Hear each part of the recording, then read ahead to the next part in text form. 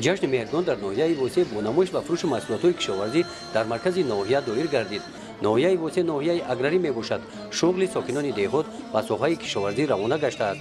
این محصولات هایی که در این 20 هفته روز جشن مهرگان با نمایش گذاشته شدند محصول مهنت خواجگی های دهقانی ناحیه هستند. موسم جوانوری حاصل برای کشاورزان ناحیه وسه امسال پرفیض و با برکت آمد.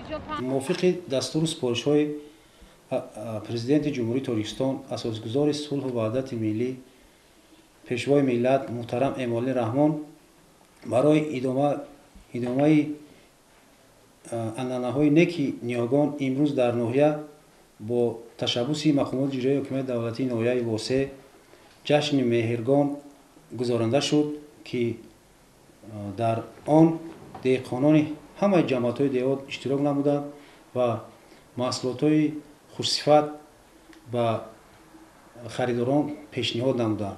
گفته نماند امسال برای دهقانان ناحیه سال بابرار بود.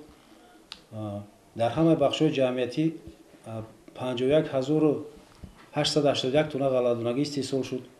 33384 تن سبزیجات، 9731 تن کارتوشکا، 11913 تن پالزی‌ها استحصال کرده شد. دهقانان 1835 تن محصولات را به خارج کشور صادرات نمودند. از آن جمله 1802 تن را پیاز تشکیل می‌دهد. کشاورزان ناحیه سال از سال محصولات کشاورزی را زیاد نموده کوشش دارند که در امنیت عضوقواری مملکت سهم باسازی خود را گذارند.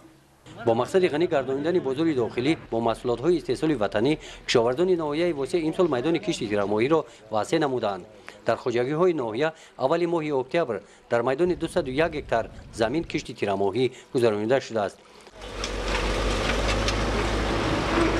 این زمان محصول کشت تیرماهی در دیگر خواجگی های ناحیه ادامه دارد. گزارش خواجه نظریف خدای نظر ظهورов از ناحیه وسه برای برنامه اطلاعاتی نوید.